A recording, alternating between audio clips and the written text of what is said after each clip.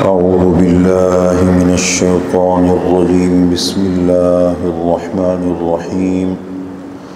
ومن الناس من يقول آمنا بالله وباليوم الآخر وما هم بمؤمنين يخادعون الله والذين آمنوا وما يخدعون إلا أنفسهم وما يشعرون في قلوبهم مرض فزادهم الله مرضا ولهم عذاب أليم بما كانوا يكذبون.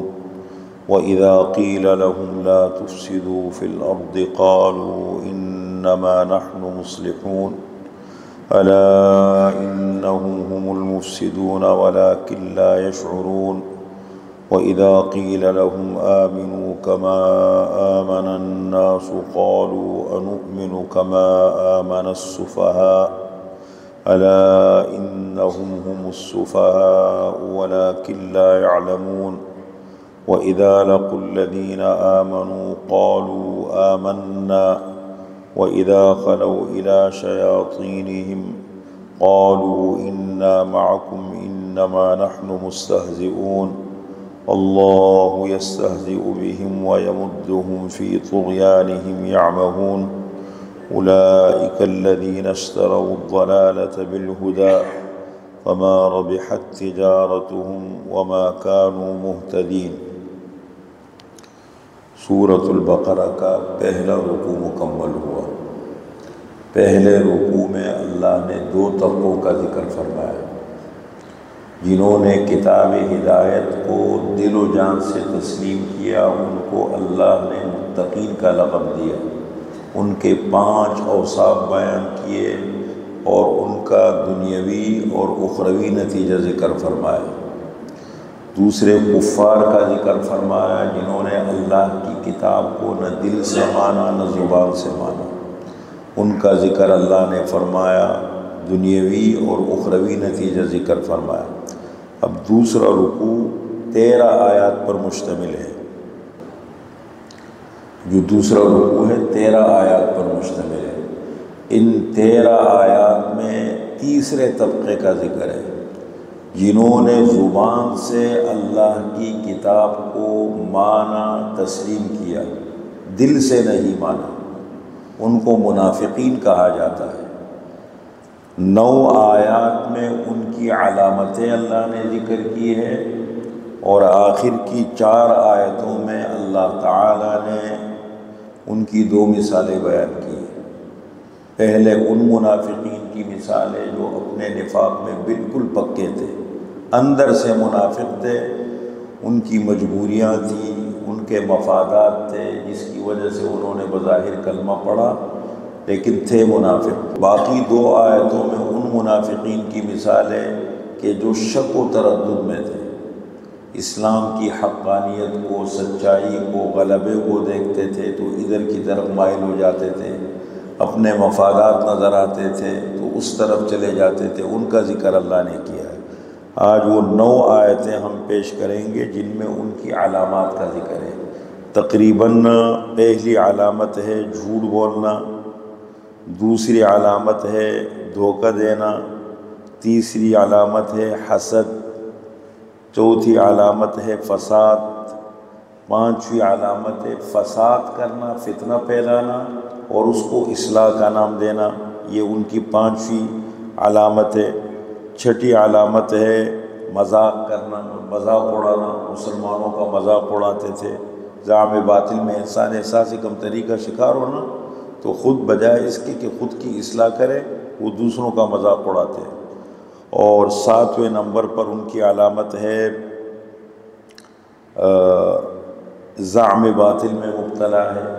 ایک زعم باطل میں، یعنی انسان اس زعم میں مبتلا ہو کہ میں ٹھیک ہوں اور حقیقت میں غلط ہوں۔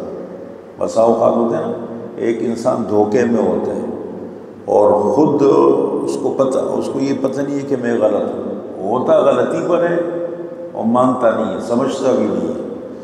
اور آخری علامت ان کی یہ ہے کہ نقصان کا سودا کرنا۔ میں ترجمہ کرتا ہوں، ایک ایک علامت آپ کے سامنے آئے گی۔ وَمِنَ النَّاسِ اور لوگوں میں سے، انسانوں میں سے،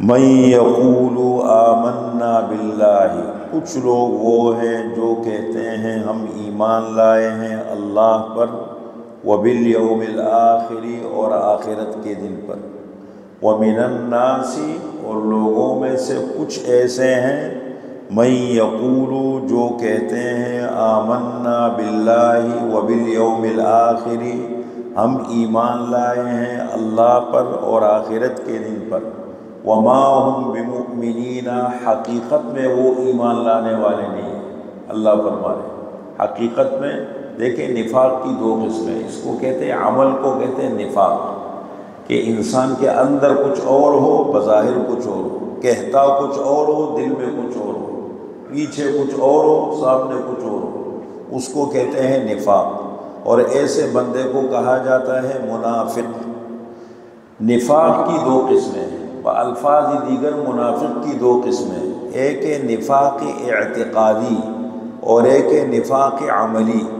نفاق اعتقادی کس کو کہتے ہیں کہ اندر سے پکا منافق ہو، بظاہر مجبوری کی وجہ سے، غلبہ ہے، مجبوری ہے، حالات ہے، مفادات ہے، اس کی وجہ سے اپنے آپ کو کہتے ہیں کہ نہیں میں تو مسلمان ہوں، یہ نفاق، یہ پکا ہو، اس کو اعتقادی منافق کہتے ہیں۔ یہ وحی کے ذریعے سے پتہ لگ سکتے ہیں، ہم نہیں بتا سکتے، یہ تو پیغمبر بھی اپنی طرف سے نہیں بتاتے، اللہ بتاتے ہیں، پیغمبر لوگوں کے سامنے ظاہر کرتے ہیں۔ اندر سے کون منافق ہے، دلوں کے حال تو اللہ کو معلوم ہے، تو اس کو نفاق اعتقادی کہتے ہیں۔ ایک ہے نفاق عملی کہ جو عمل کا منافق ہو، جس میں منافقین کی علامات اور نشانیاں پائی جائیں، جیسے یہاں پر کچھ نشانیوں کو ذکر کیا، قرآن کریم میں دوسرے مقام پر کچھ اور علامات کو ذکر کیا، احادیث میں رسول اللہ صلی اللہ علیہ وسلم نے منافقین کی کچھ علامات اور نشانیاں بیان کی ہے، تو ان نشانیوں، جو منافقین کی نشانیاں قرآن کریم نے بیان کی ہیں، ان نشانیوں میں سے کوئی نشانی اگر کسی میں پائی جائے کہیں گے یہ منافقی عملی ہے، عملی منافق ہے۔ اور یہ چیزیں اتنی عام ہے کہ اس وقت قرآن کریم میں جب ہم مستقل بنیادوں پر قرآن کریم کو پڑھتے ہیں، مطالعہ کرتے ہیں، غور فکر کرتے ہیں، تو سب سے بڑا مسئلہ مسلمانوں کا اور ہمارا یہ ہے کہ اس کمزوری میں ہم لوگ مبتلا ہیں بہت زیادہ، اجتماعی طور پر، اوپر سے لے کر ہمارے حکمرانوں سے لے کر تاجروں سے لے کر نیچے عام خاندانی طور پر انفرادی اجتماعی، یہ بیماری بہت عام ہے۔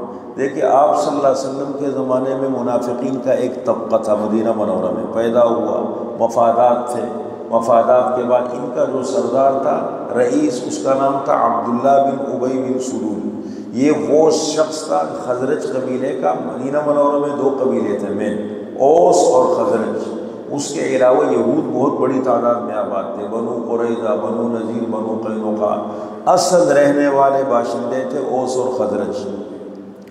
تو ان کے اصل میں ان کے آپس میں لڑائیاں ہوتی تھیں، جنگیں چلتی تھیں، لمبی لمبی قبائلی نظام تھا، بہت لمبے لمبے لڑتے تھے۔ تو لڑنے کے بعد جو بہت زیادہ تنگ آ گئے تھے، کئی معاہدے ہوئے لیکن ان پر عمل نہیں ہوتا تھا کہ اس پر عمل کیسے کیا جائے۔ جیسے ہمارے پاکستان میں بہت سارے باتیں ہوتی ہیں پھر عمل نہیں ہوتا، اس کے ظاہری نتائج سامنے نہیں آتے۔ ہر حاکم آ کے، نیا حاکم آتا ہے، نئی حکومت آتی ہے، آپس میں مل باتیں کرتے ہیں، دعوے کرتے ہیں، لیکن اس پر عمل کی شکل ہی نہیں ملتی۔ ملک کی حکومتیں بدلتی ہیں، چہرے بدلتے ہیں، ملک میں کوئی تبدیلی نظر نہیں آ رہی، حالات بہتر نہیں ہوتے۔ تو اسی طریقے سے ان کے حالات تھے۔ تو پھر انہوں نے آپ صلی اللہ علیہ وسلم کی آمد سے قبل، ہجرت سے قبل، انہوں نے اتفاق رائے سے یہ طے کیا کہ عبداللہ ابن ابی ابن سلول کو اپنا متفق سردار بنائیں گے۔ اس کی تاج پوشی ہونے والی تھی، اس کے سر پر تاج رکھنے والے تھے۔ آپ صلی اللہ علیہ وسلم جب گئے مدینہ منورہ میں تو آپ نے وہاں پر بہت سارے اقدامات کیے، انصار کے بڑی تعداد مسلمان ہو گئی تھی، سب نہیں تو آپ نے وہاں پر کچھ معاہدے کیے، لڑائیاں ہوتی تھیں تو آپ نے ایک معاہدہ یہ کیے میثاق مدینہ۔ میثاق مدینہ کے نام سے معاہدے میں یہ ان کے بزرگوں نے، بڑوں نے کچھ معاہدے کیے تھے وہ آپ صلی اللہ علیہ وسلم کے ہاتھ لگے، کہنے لگے بھائی دیکھیں یہ ہوتا ہے تو کیا وجہ ہے؟ کہنے لگے اس پہ عمل نہیں ہوتا۔ آپ صلی اللہ علیہ وسلم اگر میں عمل کروا دوں پھر؟ کہنے لگا مان لیں گے۔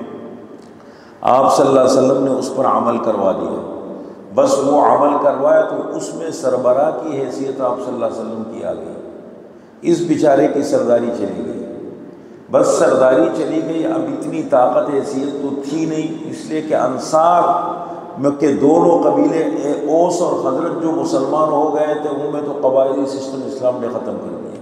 اسلام میں تو یہ ہے نہیں ہے نا کہ فلاں قوم کا ہے فلاں قوم کا ہے۔ ان اکرمکم عند اللہ اتقاکم، جو تم میں سب سے زیادہ تقوی والا ہے اللہ کی نظروں میں سب سے زیادہ۔ اسلامی معاشرے میں پہچان مال نہیں، سرداری نہیں، تقوی بنیاد ہے۔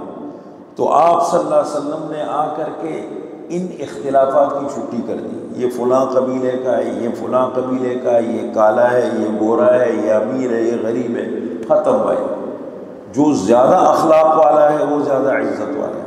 اب وہ لوگ تو ایک ہو گئے، طاقت مسلمانوں کی ہو گئی، اس بیچارے کی سرداری چلی گئی۔ اب یہ حسد میں آ گیا، اب حسد میں آ گیا، کچھ کر نہیں سکتا تھا۔ جب کچھ کر نہیں سکتا تھا اس نے لبادہ نفاق توڑ لیے، سازشیں کرنے لگا۔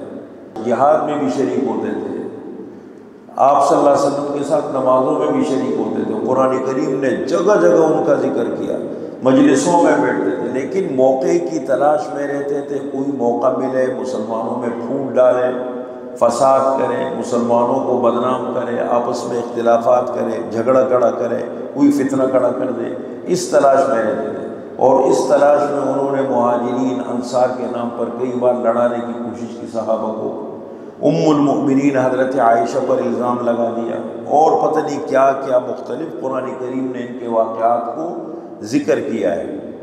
تو اس کی تاجپوشی ختم ہو گئی، اب انہوں نے نفاق کا کاروبار روک دیا، تو قرآن نے ان کا ذکر کیا۔ آپ صلی اللہ علیہ وسلم نے ایک موقع پر ایک صحابی کو منافقین کی پوری فہرست دے دی، حضرت حذیفہ ابن یمان رضی اللہ عنہ۔ حضرت حذیفہ ابن یمان کا لقب ہے صاحب سر رسول اللہ صلی اللہ علیہ وسلم، آپ صلی اللہ علیہ وسلم کے رازدان۔